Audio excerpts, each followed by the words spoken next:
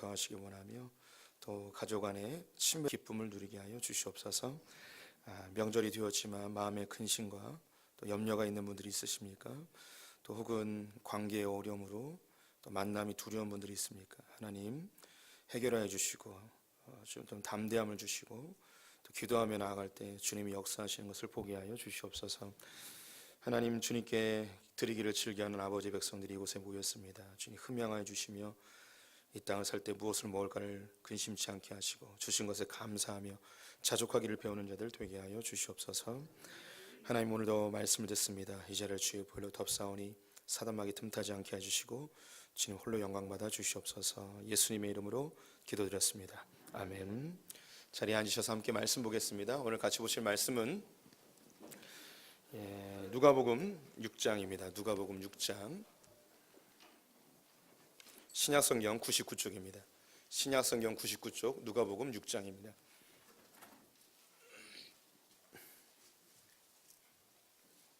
신약성경 99쪽 누가복음 6장 39절부터 45절까지의 말씀입니다. 누가복음 6장 39절부터 45절, 신약성경 99쪽입니다. 한 절씩 교독하시겠습니다. 누가복음 6장 39절에서 45절입니다. 또 비유로 말씀하시되 맹인이 맹인을 인도할 수 있느냐? 둘이 다 구덩이에 빠지지 아니하겠느냐? 제자가 그 선생보다 높지 못하나 무릇 온전하게 된 자는 그 선생과 같으리라. 어찌하여 형제의 눈 속에 있는 티는 보고 내 눈 속에 있는 들보는 깨닫지 못하느냐? 너는 내 눈 속에 있는 들보를 보지 못하면서 어찌하여 형제에게 말하기를 형제여 나로 내 눈 속에 있는 티를 빼게 하라 할 수 있느냐? 외식하는 자여 먼저 내 눈 속에 볼을 빼라. 그 후에야 내가 밝히 보고 형제의 눈 속에 있는 티를 빼리라. 못된 열매 맺는 좋은 나무가 없고 또 좋은 열매 맺는 못된 나무가 없느니라. 나무는 각각 그 열매로 아나니 가시나무에서 무화과를 또는 찔레에서 포도를 따지 못하니라. 함께 읽습니다. 선한 사람은 마음에 쌓은 선에서 선을 내고 악한 자는 그 쌓은 악에서 악을 내나니 이는 마음에 가득한 것을 입으로 말함이니라. 아멘. 또 설 연휴에도 주님의 보좌 앞으로 나오신 성도님들에게 하나님의 은혜와 평강이 함께 하시기를 축원드립니다. 감사합니다. 옆 사람에게 인사하겠습니다. 한 달 내내 하는 것 같습니다. 새해 복 많이 받으십시오. 뭐 지겹도록 받는 것 같습니다. 이놈의 복. 우리는 말씀 충만과 성령 충만이라는 주제로 한 해를 이끌어가려고 합니다. 그 연장성상 속에서 예수님께서 하신 말씀들을 살펴보기를 원하는데요. 예수님이 그의 제자들과 사람들에게 말씀하실 때에 사용하신 방법이 있었습니다. 그 방법이 마가복음 4장 24절에 있는데요. 제가 읽어보도록 하겠습니다. 비유가 아니면 말씀하지 아니하시고 다만 혼자 계실 때 그 제자들에게 모든 것을 해석하시더라. 할렐루야. 또 주님이 오십니다. 예수님은요 비유로만 말씀을 하셨다고 이야기를 합니다.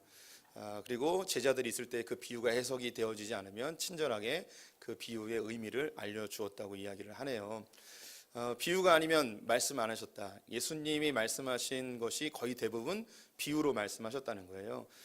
복음서에는 40개의 비유가 나오게 되어집니다. 그 중에 이 비유에 대한 이야기 제가 12개만 추려서 한 4달, 3달 정도 함께 이야기를 나눠보려고 하는데요. 예수님이 왜 비유로만 말씀하셨는가? 비유는요 사람들의 이목을 집중시키는 아주 좋은 도구였습니다. 예수님은 최고의 설교가이셨거든요. 그래서 사람들이 무슨 이야기를 할 때 관심을 갖는지 잘 알고 있으셨습니다. 그래서 주변에 있는 사물들을 많이 이용하셨는데 그들은 이제 포도주를 즐겨하였기 때문에 새 포도주는 새 부대에, 그래서 늘 보던 것들, 이 의미가 바로 들어오게 되어지죠. 나는 포도나무요 너희는 가지니 하며 예수님과 우리의 관계에 대해서 비유로서 아주 명확하게 설명을 하십니다. 또 그 당시에 많은 교통수단과 이동수단으로 이용하였던 낙타를 보면서 부자가 천국에 들어가는 것이 낙타가 바늘기 들어가는 것보다 어렵다 이야기하며 그 주변에 있는 사물들을 이용해서 비유로서 이야기하므로 사람들의 이목을 집중시키는 좋은 도구가 되었습니다. 또한 이 비유는 상황과 시대가 바뀌어도 정확하게 메시지가 전달이 되어집니다. 그래서 제가 이미 몇 가지 말씀드렸는데 이런 것들 듣기만 하여도 우리의 뇌리 속에 아주 선명하게 기억되어지는 메시지가 전달이 되어지죠. 그래서 그 예수님이 이 비유로 이제 많이 말씀을 하시게 되어지는데요. 이 비유가 얼마나 강력한지 그것을 보여주는 중요한 구절 하나가 있는데, 누가복음 20장 19절 말씀 제가 읽어보도록 하겠습니다. 서기관들과 대제사장들이 예수의 이 비유는 자기들을 가리켜 말씀하신 줄을 알고 즉시 잡고자 하되 백성을 두려워하더라라고 되어 있습니다. 이 서기관과 대제사장들, 종교 지도자들인데요, 다른 복음서를 보면 율법학자들과 바리새인들도 있습니다. 모든 종교 지도자들이 예수님의 비유를 듣고서 그 비유 때문에 화가 나가지고 예수님을 잡아 죽이려고 했습니다. 예수님의 비유가 얼마나 강력하면 이 종교 지도자들이 예수님을 죽이고자 했겠습니까? 즉, 이 복음서에 나와 있는 이 40여 개의 이 비유를 잘 이해하게 되어지면 예수님의 말씀하신 것을 명확하게 알 수 있고, 또 하나님의 나라가 어떤 곳인지 분명하게 알 수 있는 핵심들이 이 비유 속에 담겨져 있다는 것이죠. 그래서 이 비유를 살펴보는 것은 매우 가치 있는 일입니다. 12개만 본다는 것이 아깝죠. 반응이 좋으면 40개 다 해보도록 하겠습니다. 근데 한 주제로 계속하면 좀 지겨울 수 있으니까 내년에 또 못한 것도 하고 뭐 그러도록 하겠습니다. 그러면 이제 오늘 첫 번째 비유로 내 눈에 있는 들보에 대한 이야기를 해보도록 하겠습니다. 내 눈에 있는 들보는 보고 다른 사람 눈에 있는 티는 보고 내 눈에 있는 들보를 보지 못하느냐 하면서 굉장히 윤리적인 이야기, 비판하지 말라는 그런 이야기로 우리가 많이 알고 있죠. 우리나라 속담에 똥 묻은 개가 겨 묻은 개 나무란다라는 말이 있고, 또 부처 눈엔 부처만 보이고 돼지 눈엔 돼지만 보인다, 뭐 이런 이야기도 있습니다. 그래서 누군가 이제 비판하기 전에 자신을 먼저 돌아봐라. 그리고 자기가 생각하는 대로 사람들을 그렇게 평가하지 마라. 이런 이야기들은 뭐 유교나 불교나 뭐 도덕, 철학, 뭐 윤리에서 많이 이야기하는 것들이죠. 사실 우리 주변에도 보면은 열심히 비판을 하고 있는데 뒤에서 자기가 더 큰 죄를 짓고 있는, 더 큰 비난받을 만한 일을 하는 사람들이 참 많이 있습니다. 얼마 전에 통과되었던 음주운전자들에 대한 가중처벌하는 윤창호법을 통과가 됐었죠. 근데 이 윤창호법을 발의하고 또 이걸 막 열심히 주창했던 한 국회의원이 음주운전에서 이제 걸리게 되어지는 희한한 일이 있습니다. 음주운전자를 비판하고 있었는데 자기가 또 음주운전을 하고 있는 거죠. 요즘 또 뜨거운 이슈가 되어지는 게, 한 방송국의 아나운서가 여성들 미투 운동을 막 지지하면서 열심히 했는데 알고 보니까 뒤에서 뭐 사실인지 아닌지 모르겠지만 어쨌든 구설수에 오르내리는 그런 희한한 일이 이제 벌어지고 있습니다. 그래서 다른 사람을 비판하기 전에 먼저 자기를 돌아보라는 예수님의 이제 메시지인데요. 그러면 이것이 이제 윤리적인 도덕적인 이야기로 그치는가? 성경에 나오는 이야기들은요, 절대 윤리적인 도덕적인 그런 이야기가 아닙니다. 하나님이 이 세상을 만드셨기 때문에 이 세상에 질서가 있고 진리가 있습니다. 그것을 타 종교, 이웃 종교들, 철학가들, 사상가들이 그 질서 속에서 그 진리를 찾아내죠. 그래서 이 진리가 성경 안에 있는 것과 이제 같은 것들이 많이 있습니다. 그래서 타 종교를 쉽게 무시하셔는 안 되는 이유가 그들이 자연 질서 속에서 찾아낸 진리가 있어요. 이것은 성경에 있는 것과 똑같은 것들이 많이 있습니다. 그래서 이것도 이제 존중해 줄 필요가 있는데, 그렇다고 해서 성경에서 이야기하는 비판하지 말라, 이것이 단지 이제 도덕적인 윤리적인 그런 개념이냐? 절대 그렇지 않습니다. 또 다른 종교들에서는 이렇게 뭔가 규율로서 이걸 잘 지키면 마치 극락에 가는 것처럼 신선이 되는 것처럼 이야기하지만 뭐 그런 종교적 행위인가? 그것도 아닙니다. 그렇다면 예수님께서 왜 비판하지 말라 이 이야기를 하는가? 그걸 한번 이야기해 볼게요. 제가 이제 오늘 성도님들하고 이제 벌써 12년째 목회를 하고 있습니다. 제가 아내하고 살면서 한 10년쯤 지나니까 아내가 그런 얘기를 했어요. 당신하고 10년쯤 사니까 당신이 하는 이야기가 뭔지 좀 알겠다고. 그때 깨달은 게 뭐냐면, 나의 설교는 한 10년쯤 들어야지 깨닫게 되는구나라는 걸 알게 되었습니다. 그래서 이제 10년이 지났어요. 지나고 나 보니 할 얘기를 다 했어요. 성도님들에게 뭐 더 이상 할 얘기도 없고 제 안에 뭐 새로운 것도 없고, 그럼 앞으로 이제 10년은 뭐 해야 되냐면 했던 거 그냥 계속 울거먹으면서 계속 생각나게 하는 이 일만 하면 될 것 같아요. 제가 우리 성도님들에게 누차 말씀드리고 정말 귀에 딱지가 붙도록 이야기하고 제발 잊지 않길 바라는 몇 가지들이 있어요. 그 중에 한 가지 다시 한번 물어보도록 하겠습니다. 우리 성도님들이 이 땅에서 하나님 나라를 누리기 위해서는 반드시 해결해야 될 두 가지가 있다고 말씀을 드렸어요. 기억이 나셔야 돼요. 이건요, 이 두 가지는 뭐냐면 바로 비판과 기대라는 거예요. 이 비판과 기대를 해결하지 않으면 우리는 이 땅에서 하나님 나라를 절대 누리질 못해요. 제가 이 이야기를 반복해서 여러 번 말씀드렸는데, 아니 목사님 저렇게 기대하지 말라고 하는데 정말 기대 안 하고 어떻게 살까 막 이런 생각이 들 거예요. 성경으로 한번 알려드릴게요. 오늘 본문 위에 있는 35절과 37절 말씀 같이 읽어보도록 하겠습니다. 오직 너희는 원수를 사랑하고 선대하며 아무것도 반하지 말고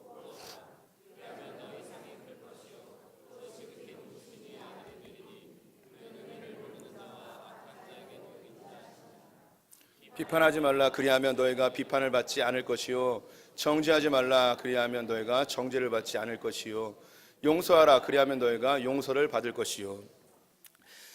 예수님께서 이 누가복음 6장에 있는 말씀은 산상수훈에서 하신 이야기예요. 마태복음에도 동일한 구절이 언급이 되어 있는데요. 이 산상수훈은 하나님 나라가 어떤 곳인지, 어떻게 하나님 나라를 누릴 수 있는지를 이야기하고 있습니다. 그 가운데 매우 핵심적인 이야기를 하고 있는데요. 하나님 나라를 누리기 위해서는 두 가지를 반드시 해결해야 되는데 뭐 해야 되는가? 아무것도 바라지 말라는 거예요. 아무것도 기대하지 말라는 거예요. 이 기대를 해결하지 않으면 하나님 나라를 누릴 수 없다는 거예요. 두 번째는 비판하지 말래요. 비판을 하는 순간 하나님 나라가 깨어진다고 이야기를 합니다. 신기한 게 내가 비판하게 되어지면 내 안에 분노가 차오르고요, 내 의가 나타나고요, 선과 악을 구분하면서, 옳고 그름을 구분하면서 내 안에 하나님 나라가 사라지고 지옥이 생겨요.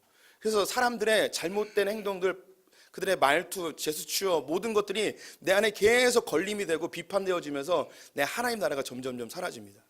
기대가 이루어지지 않으면 죽을 맛으로 사는 거예요. 점점점 마음이 좁아지고요, 불안해지고요, 나는 패배자인 것 같고, 혹 기대한 것이 이루어지면 교만해지고 자기 굉장히 잘난 사람인 것처럼 착각하며 하나님 나라 사라지고 지옥의 삶을 경험하게 됩니다.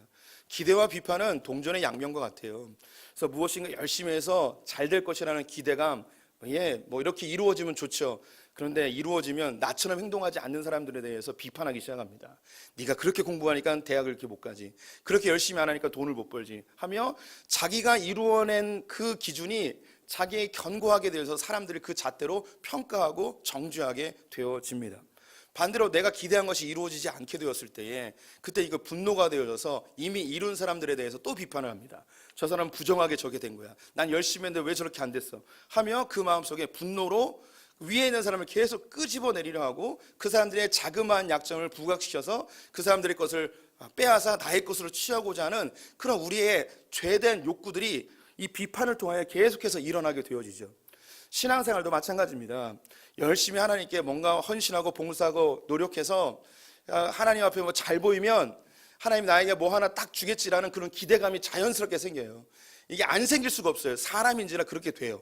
내가 선한 일을 하면 거기에 대한 대가를 하나님이 주실 것이라는 율법적인, 아담과 하와가 선악과를 따먹은 이후로 모든 사람이 갖고 있는 이 죄의 DNA가 우리를 그렇게 만든다고요. 근데 이것이 이루어지면 그때부터 신앙생활을 제대로 하지 못하는 자들을 정죄하고 비판하기 시작합니다. 네가 그렇게 기도하니까 하나님 응답을 안 해주지, 이렇게 그렇게 봉사하니까 하나님이 복 안 주시는 거야 하며 내가 한 신앙생활의 기준으로 사람들을 평가하게 되어집니다. 반대로 내가 하나님께 열심히 했는데 내가 원하는 것이 얻어지지 않았어요. 그럼 그때부터 하나님께 분노하게 되어집니다. 하나님은 적극적으로 비난하고 저주하고 하나님을 멀어지기도 하고요, 신앙생활 제대로 하려고 하는 사람을 비꼬으면서 그렇게 열심히 하지 말라고 하며 그 사람의 발목을 잡아버리는 경우들이 많이 있죠. 우리 성도님들 뭐 신앙생활 하면서 수없이 느낀 거고요, 살면서 엄청나게 우리 스스로도 이렇게 생각하기 싫은데 자꾸 생각나는 우리의 모습을 보게 됩니다. 제가 중학교 3학년 때 저희 모교회에 등록하게 되었는데요, 이미 임원 선교가 끝나서 제가 뭐 한 자리 못 해먹었습니다. 제가 욕심 덩어리라고 이야기했잖아요. 어디 가면 늘 그 정말 중심에 서고 싶어하는 그 욕구가 굉장히 강력합니다. 그러면서 겸손한 척 되게 뭐 괜찮은 사람인 것처럼 허세를 부리는 그런 아주 정말 쓰레기 중에 쓰레기입니다. 담임 목사가 뽀드하고 있어서 하고 있는 거예요. 다 이게 쓰레기예요. 뭐 주님 영광 다 없어요. 그냥 쓰레기예요, 쓰레기. 그래서 그때 그랬습니다. 고등학교 2학년 때 임원 선거를 하게 되어지는데 남자는 보통 회장하고 여자는 보통 부회장 하잖아요. 후보에 올라갔습니다. 제가 뭐가 됐을까요? 제가 회장이 됐으면 이런 얘기 안 했겠죠. 제가 총무가 됐으면 총무. 너무 화가 나는 거예요. 회장이 안 된 것에 대한 화가 너무 많이 올라오는 거예요.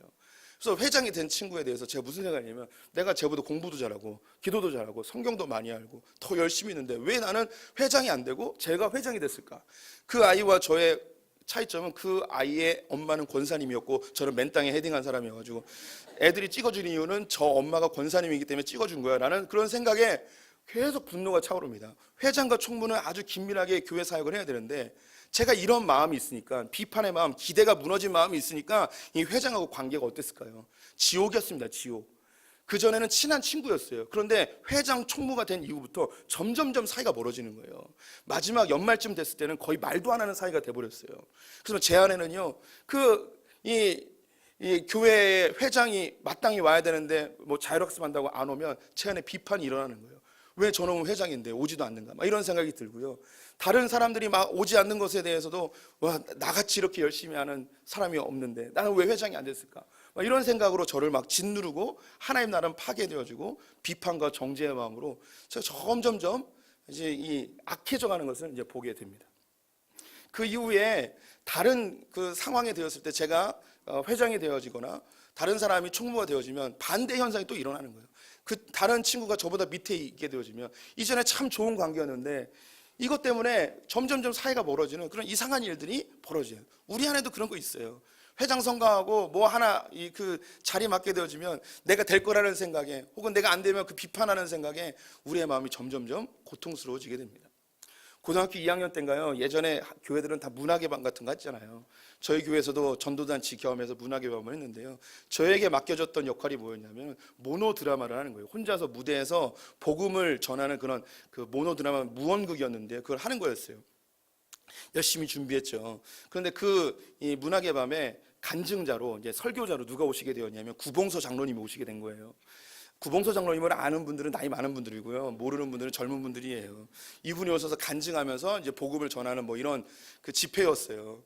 그래서 제가 무슨 생각을 했냐면 이 구봉서 장로님이 이 집회에 참여하시다가 나의 연기를 보고 감동하셔서 나를 MBC 개그맨으로 특치하시거나 탤런트로 특치하시면 어떡할까? 난 공부해야 되는데 나는 연예인에 관심이 없는데 하면서 그런 이상한 기대감 속에 연기를 준비하더라고요. 제가 그때 해야 될 연기의 목적은 뭐냐면 예수 안 믿는 아이들이 초대되어지면 그 아이들에게 복음의 메시지를 잘 전달하는 건데 이것은 싹 사라져버리고 구봉서 장로님에게 잘 보여야겠다는 생각에 제 연기에 정말 열을 다하여 정말 했습니다.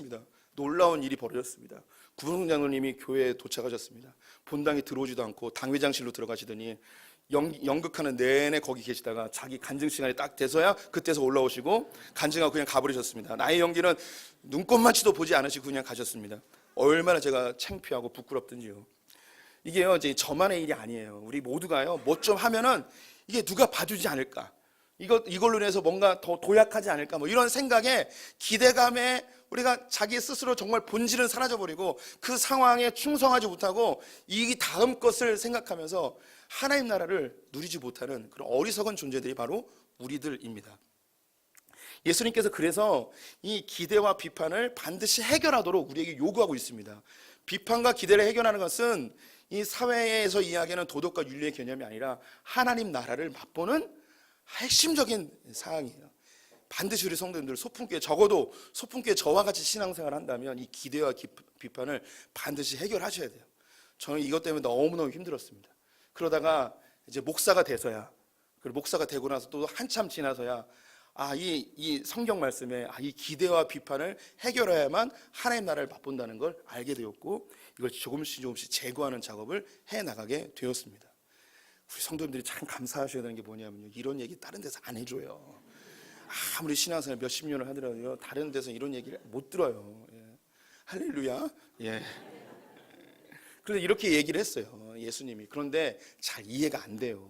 이게 잘 받아들이지 않는다고요. 그래서 예수님이 비유라는 방법으로 조금 더 쉽게 머리에 각인될 수 있도록 설명을 하게 되어집니다. 오늘 읽었던 본문에는 세 가지 비유가 등장을 하게 되는데요. 첫 번째 비유가 39절의 말씀입니다. 같이 읽어볼까요? 또 비유로 말씀하시되 맹인이 인도할 수 있느냐?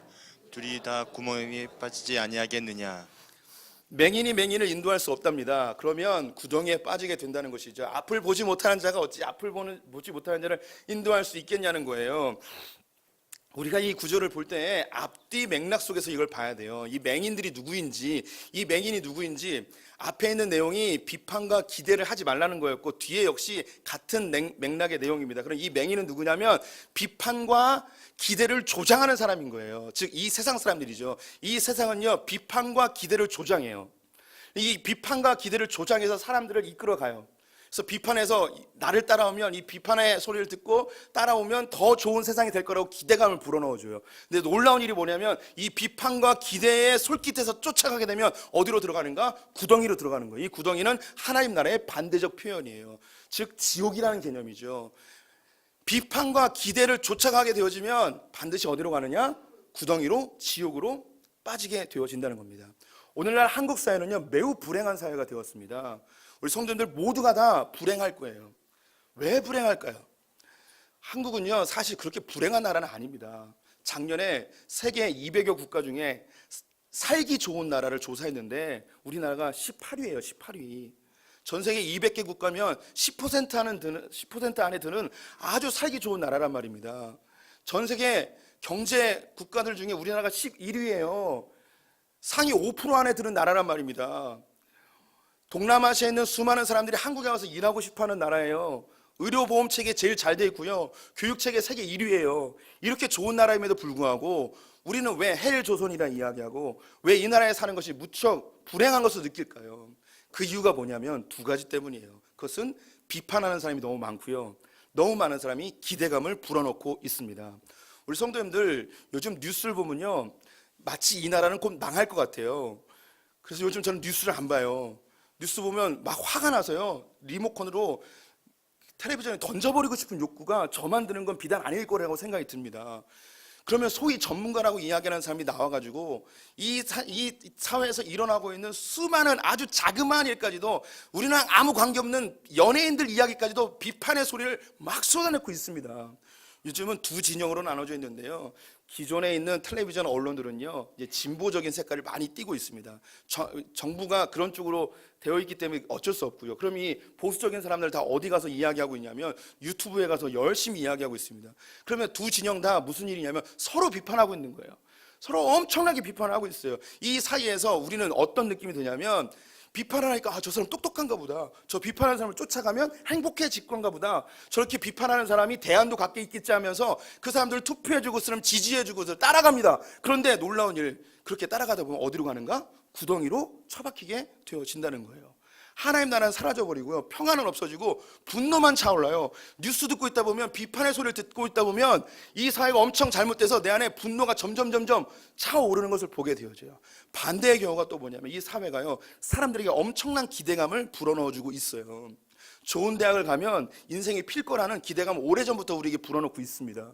좋은 직장에 가면 우리의 삶이 평탄해질 거라는 기대감을 엄청 집어넣고 있죠. 그런데 우리 성도님들 그런 기대감 속에 살았는데 정말 그런 일들이 일어났냔 말이에요.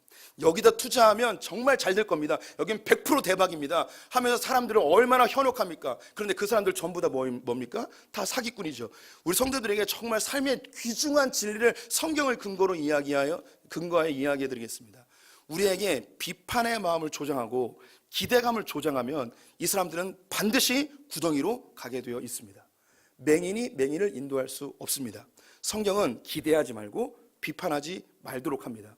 여기서 한 꼭지 접고 들어가겠는데, 그럼 비판하지 말고 기대하지 않으면 어떻게 살아야 되는가? 성경은요, 우리에게 감사하도록 하고 있어요. 감사. 그리고 자족하기로 우리에게 요구하고 있습니다. 직장 생활 잘하고 있는데요, 분위기 좋았어요. 근데 비판하는 사람 한 명 딱 들어오면요, 갑자기 분위기 이상해져요. 나는 이 회사가 너무 좋았고 너무 괜찮은 회사라고 생각했는데 비판하는 사람이 한 명 계속 비판의 말을 계속 욕하고 다니면 우리 회사가 뭔가 굉장히 잘못됐구나라는 생각이 점점 사람들에게 마치 독에 오염된 것처럼 그렇게 확 퍼져버립니다. 전염병처럼. 그러면서 내 회사가 뭔가 잘못된 것처럼 그 다음부터 감사가 없어지고 행복이 없어지고 직장 다니는 게 짜증나기 시작해요. 이게 이 비판이 가져오는 엄청난 힘인 거예요. 우리 그리스도인들은요, 감사하면서 살아야 돼요. 예, 부족한 거 있죠. 만족스럽지 않은 부분이 있죠. 하지만 감사한 게 훨씬 더 많아요. 자족하면서 사는 거예요. 네, 다른 사람에 비해서 내가 적게 가질 수 있고요, 적게 벌 수 있어요. 하지만 자족하면서 사는 거예요. 하나님이 우리 지켜주시는데, 하나님이 우리에게 공급하시는데 주님 바라보면서 사는 거죠. 우리가 무엇을 먹을까 마실까 이걸 위해서 사는 게 아니기 때문에 하나님 나라 바라보면서 자족하며 감사하며 살고 비판과 기대를 한번 접고 들어가야 합니다. 그런데 이게 사실 말은 쉬운데요, 우리의 삶에서 적용하며 사는 게 쉽지가 않아요. 제 속에서도요, 꿈틀꿈틀 되는 게 많아요. 이게 목회 열심히 하고 열심히 헌신하고 막 봉사하면요, 하나님이 뭔가 나에게 대단한 걸 해줄 것이라는 기대감이 내 안에 사실 있습니다. 그리고 저도 이제 사람인지라 제가 갖고 있는 잣대로, 제가 갖고 있는 기준으로 사람들을 비판하고 정죄하는 마음이 왜 안 들겠습니까? 근데 목사니까 대놓고 얘기 못하고 옆에서 대신 욕해주면 괜히 마음 시원해지고 막 이런 거 있고요. 그리고 괜히 막 이렇게 얘기하면 그냥 제가 조금 더 자극해서 저 사람은 어때요? 저 사람은 어때요? 하면서 그 이야기 들으면서 괜히 내 마음도 후련해지는 뭐 이런 카타르시스를 느끼는 아주 이런 정말 더러운 쓰레기 같은 사람이 저예요. 그런데 저만 그런 게 아니고 다 우리가 다 그렇단 말이에요. 완벽하게 해결이 안 돼요. 그래서 두 번째 비유를 예수님이 해주고 계십니다. 그 비유가 40절에 있는데요. 40절 말씀 같이 읽어보도록 하겠습니다. 제자가 그 선생보다 높지 못하나 무릇 온전하게 된 제자는 그 선생과 같으리라. 두 번째 비유에는 제자와 선생에 대한 이야기를 하고 있습니다. 이것도 아주 명확하게 들어오는 이야기이죠. 간단한 비유인데 선명한 기준입니다. 제자가 선생님보다 나을 수가 없습니다. 아무리 열심히 해도 선생님이 더 우월하죠. 그런데 이 제자가 열심히 수고하고 노력해서 공부하면 선생님하고 비슷하게 되어진다는 거예요. 같아질 수 있다는 거예요. 그럼 이 본문에서 여기 제자는 누구이며 선생은 누구일까요? 이 선생은 바로 예수 그리스도이시고 제자들은 바로 우리들입니다. 우리가 예수님처럼 될 수는 없어요. 예수님과 똑같이 될 수도 없고 예수님보다 능가할 수도 없습니다. 근데 우리가 할 수 있는 거 뭐냐면 열심히 애쓰면 한번 노력해 보면 예수님하고 비슷한 수준까지 될 수 있다는 거예요. 예수님 비판하지 않는 분이었어요. 예수님은 기대하지 않는 분이셨어요. 예수님은 제자들이 자기를 팔 것에 대해서 실망하지도 않았어요. 왜? 기대하지 않았으니까. 그때는 다 죄인이니까 가룟 유다에게 대해서도 실망하지 않았습니다. 단지 애통해 하셨죠. 예수님이 바리새인들과 율법학자들에 대해서 비판하셨어요. 우리가 무조건 비판하지 말라는 건 아니에요. 그런데 예수님의 비판의 기준은 뭐냐면 내 자신이 아니었고 성경 말씀에서 뭐라 이야기하느냐 그걸 이야기하는 거예요. 성경에서 이야기하는 게 이거다. 근데 너희들은 잘못됐다 이거죠. 우리 그리스도인들도 마찬가지예요. 우리가 누군가에 대해서 권면할 수 있습니다. 예수님은 지적할 수 있어도 우리는 권면하는 거예요. 우리가 훈계하거나 이것을 우리의 관계 속에서 자녀들에게는 할 수 있어도 우리의 지체들에게 이래라 저래라 명령할 수 있는 존재는 아니에요. 사랑으로 권면할 수 있죠. 근데 이 권면의 기준 역시 내 자신의 기준이 아니라 성경에서 이야기하는 것을 권면하는 거예요. 이걸 뭐라 이야기하느냐? 성경에서 예언이라고 이야기하는 거예요. 성경에서 말하는 예언이 다른 사람을 권면하여 세워서 덕을 세워주는 것, 온전히 신앙생활 할 수 있도록 해주는 것, 이게 고린도전서 14장에 나오는 예언이라는 사역의 핵심이에요. 우리 성도님들이 하나님의 말씀으로 사람들을 권면할 수는 있지만 비판할 수는 없어요. 예수님이 그러하셨기 때문에. 예수님처럼 할 수 있어요. 비슷하게 할 수 있어요. 그럼 그걸 어떻게 할 수 있는가? 오늘 예수님이 세 가지의 방법을 얘기해주고 있습니다. 41절과 42절 말씀 같이 읽어보도록 하겠습니다. 함께 읽겠습니다. 어찌하여 형제의 눈 속에 있는 티는 보고 내 눈 속에 있는 들보는 깨닫지 못하느냐? 너는 내 눈 속에 있는 들보를 보지 못하면서 어찌하여 형제에게 말하기를 형제여 나로 내 눈 속에 있는 티를 빼게 하라 할 수 있느냐? 외식하는 자여 먼저 내 눈 속에서 들보를 빼라. 그 후에야 내가 밝히 보고 형제의 눈 속에 있는 티를 빼리라. 예수님께서 우리가 잘 알고 있는 내 안에 있는 들보를 보고 다른 사람의 눈에 있는 티는 보고 내 눈에 있는 들보를 보지 못하느냐? 네 들보를 빼라라고 이야기합니다. 첫 번째, 이 비판과 기대를 없애기 위해서는 뭘 해야 되는가? 내 안에 있는 들보를 빼야 됩니다. 내 눈에 있는 들보를 빼는 작업을 하셔야 됩니다. 내 눈에 있는 들보를 뺀다. 이게 무슨 뜻일까요? 이건 바로 내가 죄인임을 인정하는 거예요. 내가 틀렸음을 인정하는 거예요. 내가 틀린 죄인이라는 사실을 인정하는 거예요. 내 안에 들보가 있음을 인정하는 거예요. 내가 바라보는 시각, 내가 판단하는 것들이 틀렸습니다. 아담과 하와 이후로 모든 사람이 다 하나님 되고자 하여서 내 기준으로 내가 나한테 잘해주면 선한 것이고 나한테 잘 못해주면 악한 것 이렇게 돼버렸는데 하나님 이것을 제거하겠습니다. 하나님의 말씀만이 온전한 기준입니다. 저는 죄인입니다. 저는 틀렸습니다. 라고 선언하는 거예요. 인정하는 거예요. 제가 우리 성도님들에게 누누이 말씀드린 거 우리 성도님들은 다 틀렸습니다. 100% 틀렸습니다. 라고 인정하시라고 제가 누누이 말씀드렸습니다. 그럼에도 불구하고 우리는 틀렸다고 생각 안 해요. 우리가 맞다고 생각해요. 내가 맞다고 생각해요. 다른 사람이 틀렸다고 이야기를 하죠. 우리는요 내가 틀렸다고 100% 확정하고 신앙생활 하셔야 돼요. 그러면서 하나님이 뭐라고 말씀하시는지 주님이 원하시는 사람이 무엇인지 하나하나 만들어가는 거예요. 하나하나. 그래서 우리의 신앙생활 끊임없이 나를 죽이고 하나님의 생명으로 나를 채우는 것 이게 우리의 신앙생활의 과정입니다. 우리가 다 완성되어지면 천국에 이르게 되어지는 것이죠. 우리 성도님들이 비판과 기대를 없애기 위해서 첫 번째 하셔야 될 것 내가 죄인임을 내가 틀렸음을 인정하시기를 권면을 드립니다. 두 번째는요 오늘 본문에 보면 다른 사람 눈에는 뭐가 있느냐? 티가 있대요. 티끌이 있대요. 이 말이 무엇인가? 다른 사람도 완벽하지 않아요. 다른 사람도 분명히 잘못했어요. 실수가 있고요. 온전하지 못하고요. 흠이 있어요. 예, 성경은 이걸 인정하고 있는 거예요. 우리 성도님들도 상대방이 완벽할 거라고, 상대방이 나에게 완전히 잘해줄 거라고 이런 기대를 하시면 안 돼요. 어떻게 사람이 그걸 기대하겠습니까? 기대하면 안 돼요. 그 사람 역시 죄인이에요. 나도 죄인, 그 사람도 죄인. 그런데 내가 더 큰 죄인, 저 사람이 더 큰 죄인, 이렇게 하면 안 되고, 내가 더 큰 죄인이라고, 나는 죄인 중에 괴수라고 인정을 하고, 저 사람은 그래도 많이 맞지만 저는 많이 틀립니다 라고 이걸 인정하고 신앙생활을 하셔야 하는 겁니다. 주님이 우리를 다 만들고 있습니다. 우리도 완전하지 않죠. 만들어 가고 있어요. 저 사람들도 완전하지 않아서 주님이 만들어 가고 있습니다. 그런데 이 사람들이, 나의 옆에 있는 나의 지체들이 하나님 만들고 있는데 너 왜 이렇게 못해? 하면 비판하고 정죄하면 정작 누구를 욕하는 것인가? 만들고 계신 하나님을 욕하게 되는 거예요. 그래서 우리가 욕하고 있는, 비판하고 있는 우리가 정죄를 받게 되어지는 것입니다.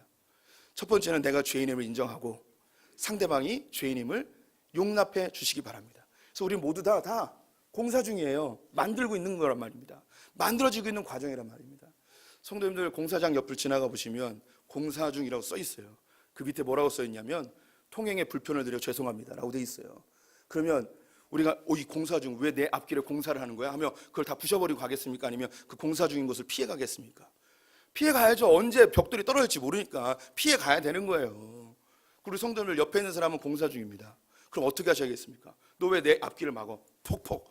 그래서 제거하고 가시겠습니까? 잘 피해 가시겠습니까? 우리 옆 사람에게 인사하겠습니다. 통행에 불편을 드려 죄송합니다. 한 번 더 인사하겠습니다. 잘 피해 가십시오. 언제 훅 들어올지 모릅니다. 사람은요, 깜빡이를 켜고 들어오지 않아요. 훅 들어온단 말입니다. 다 공사 중이에요. 저 역시 공사 중이에요. 조금 더 많이 고쳐진 사람이 있고 좀 덜 고쳐진 사람이 있을 뿐 다 공사 중이에요. 그래서 다 비판할 수 있는 존재가 아니에요. 내가 비판하면 누군가 또 나를 비판하고 있어요. 비판을 많이 하는 사람은요, 겁이 나요. 왜냐하면 내가 비판한 대로 내가 이렇게 비판받을 것이라는 생각이 그 안에 있어요. 비판이 해결되어지면 사람의 관계가 편안해져요. 이게 참 신비로운 거예요. 세 번째는요, 45절 말씀이 있습니다. 45절 같이 읽습니다. 선한 사람은 마음에 쌓은 선에서 선을 내고 악한 자는 그 쌓은 악에서 악을 내나니 이는 마음에 가득한 것을 입으로 말함이니라. 세 번째는요, 비판의 말을 하지 않는 거예요. 말을 하지 말라는 거예요. 성경은요, 비판의 생각을 하지 마라 이렇게 얘기 안 하고요, 비판하지 마라, 말을 하지 말래요. 생각은요, 우리가 제어하기가 굉장히 어려워요. 지가 마음대로 막 생각나거든요. 근데 말하는 건요, 할 수 있어요. 연습하면 돼요. 비판하는 거 멈추고 이 말을 멈추면 내 흠이 나타나지 않아요. 근데 너무 화나고 너무 짜증나고 너무 비판하고 싶으면 어떻게 하면 되냐? 기도하세요. 그래서 제가 또 누누이 말씀드린 건, 다른 사람한테 욕하면 흠이 되지만 하나님께 욕하면 기도가 돼요. 다윗은요, 너무 억울한 사람이었어요. 근데 그러냐, 사람 앞에서, 사울 앞에서 한 번도 욕하지 않았어요. 심지어 사울에 대해서 욕을 상대방에도 하지 않았어요. 다른 사람의 제3자에게도 하지 않았어요.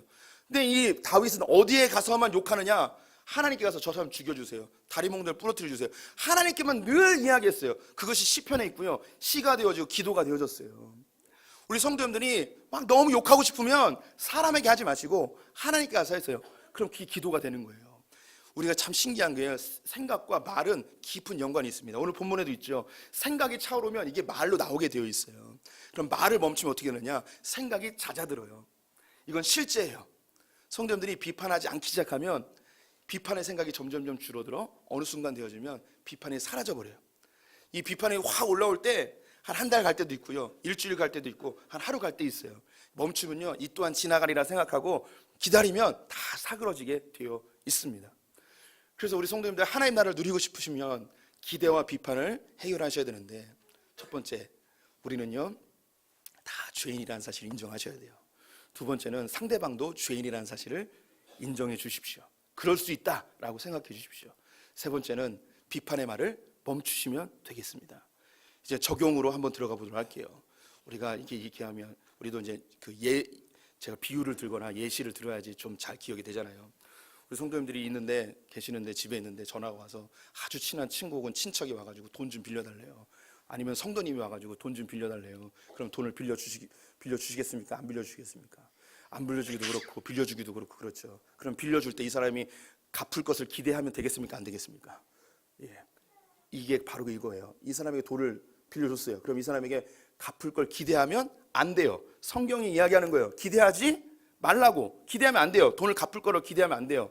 그럼 너무 많은 돈을 주면 갚을 걸 기대하지 않으니까 너무 많은 돈을 줄 수가 없죠. 이 사람 못 갚을 걸 확정하고 줘야 되니까 그 다음에 어떻게 되느냐, 내가 줘도 이 사람이 못 갚아도 될 만한 돈을 주면 되는 거예요. 예, 말로는 빌려주지만 속으로는 그냥 가져, 네가 안 갚아도 관계없어 라고 할 정도의 금액만 주면 되는 거예요. 이게 신명기에 나오는 율법이에요. 사람에게 돈을 빌려주되 갚을 것을 생각하지 말고 그냥 주라고 그래요. 갚는 거는 그 사람의 몫이고 우리는 주면 되는 거예요. 관계가 있잖아요. 관계 끊을 수는 없잖아요. 줄 수 있을 만큼만 주고 그 다음부터 받을 것을 기대하면 안 되는 거예요. 우리 성도님들이 사업을 시작했습니다. 사업이 잘 될 걸 기대하면 되겠습니까? 안 되겠습니까? 기대하면 안 돼요. 신기한 게요, 장인어른 이번 사업 꼭 됩니다. 한번 투자해 주십시오. 저를 믿고 투자해 주십시오. 자리도 좋고요, 아이템도 좋고요. 이거 투자하면 정 100% 대박 납니다. 아버님, 이 아파트 담보 맡겨서 돈 좀 대출해 주십시오. 이거 반드시 됩니다. 드라마에서 많이 본 거죠? 어떻게 됩니까? 이 사람 100% 대박 납니까? 100% 쫄딱 망하죠? 사람이 웃긴 게 뭐냐면요, 100% 잘 된다고 기대하면요 100% 망합니다. 구덩이로 가는 거예요. 그럼 우리는 무슨 생각을 해야 되냐면, 안 될 것을 확정하고 완벽하게 준비를 해야만 일이 될까 말까예요. 일이 될까 말까요. 결혼하셨습니다. 내 마누라가 나에게 잘해줄 걸 기대하면 되겠습니까? 안 되겠습니까? 부부관계가 어려워지는 이유가 뭐냐면, 내 마누라가 나에게 잘해줄 거라는 생각을 하는 거예요. 집에 딱 들어오면 밥상 딱 차려주고 아주 화장도 예쁘게 하고 멋진 드레스 입고 딱 그때부터 이제 지옥이 되는 거예요. 왜 밥을 안 차렸니? 집이 왜 이꼬라지니? 왜 화장을 안 했니? 왜 자고 일어났는데 머리가 떡졌니? 하면서 다 모든 게 비판거리가 되는 거예요. 우리 여성 동지들이요, 결혼했는데 남편이 나에게 잘해줄 거를 기대하면 될까 안 될까요? 안 되는 거예요. 이게 하나님 나라예요. 하나님 나라. 내 남편이 설거지 해줄 거라고 기대하시면 안 돼요. 청소를 해줄 거라고 기대하면 안 돼요. 아무도 아멘을 안 하네요. 그러니까 하나님 나라를 못 누리는 거예요. 부부관계 속에서. 설거지를 안 하는 남편을 비판하지 마십시오. 누구에게 이야기해야 돼요? 새벽기도 나와서 이 쌍놈 아니 우리 존귀하신 우리 남편분을 주님 바꿔주시옵소서 해야 되는 거죠. 제가 부끄러운 고백이지만요, 신혼 때는요 아내에게 아무것도 기대하지 않았어요. 그 교회에서 제가 이제 그 몸무게가 좀 나가잖아요. 전도사 때 우리 그 교회 권사님과 집사님이 살 빼려면 현미밥을 먹어야 된다고 그러면서 아내가 얘기해 준 거예요. 그래서 아내가 현미를 사왔어요. 그래서 아침에 현미밥을 해줬어요. 현미로만 해줬어요.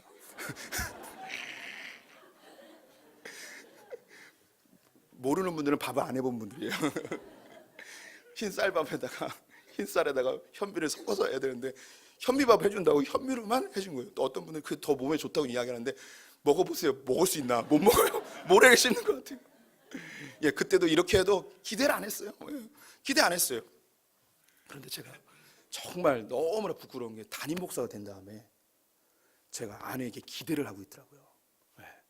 내가 그래도 대소품교회 담임 목사인데 교회 오면 권사님들 목사님, 목사님 이러는데 집에 가면 쳐다도 안 보는 거예요. 일어나 있지도 않은 거예요. 밥도 안 차려놓는 거예요.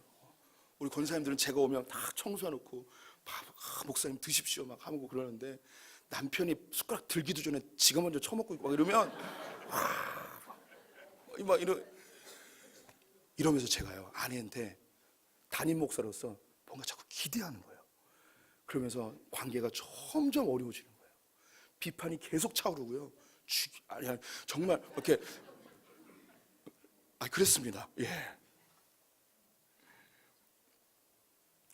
우리 성도님들이 하나님 나라는요, 이 기대와 비판이 없어질 때부터 시작이 돼요. 우리의 삶에 엄청나게 많은 부분에서 이 기대와 비판이 걸려 있어요. 이거 없애면요 하나님 나라가 자연스럽게 만들어집니다. 이제 설 명절로 떠나게 될 텐데, 시누이를 비판하는 눈길, 시어머니에 대한 눈길, 우리 어르신들이요 자식들이 용돈 주고 갈 걸 기대하면 되겠습니까? 안 되겠습니까? 기대하면 안 돼요. 걔네들도 먹기 살기 어려워요. 주면 그냥 감사합니다. 받았는데 이게 이걸 용돈이라고 줬네 맞네 말은 이러지 말고 그냥 감사합니다. 아유 너도 먹기 살기 어려운데 감사합니다 하는 거예요. 그렇게 하나님 나라를 누리는 명절 되시기를 축원드립니다. 기도하겠습니다. 하나님, 하나님 나라를 맛보길 원합니다. 내 안에 끊임없이 내 행위를 기반으로 차오르는 기대감들 없애주시고 내 기준으로 사람들을 평가하는 비판의 마음들 사라지게 하여 주시옵소서. 그리하여 하나님 나라를 풍성하게 누리는 소풍의 성도들 되게 하여 주시옵소서. 하나님, 이제 가족들을 만나게 되어집니다. 사람을 만나는 것, 때로는 가족을 만나는 것이 부담이 되어질 때도 있습니다. 하나님, 나의 친척들 혹은 나의 가족들로부터 어떤 것도 기대하지 않게 하시고 또한 그들에 대하여 행함에 대하여 비판하지 않는 명절 한번 되보게 하여 주시옵소서. 예수님의 이름으로 기도드렸습니다. 아멘. 오늘 등록해 주신 분 계십니다.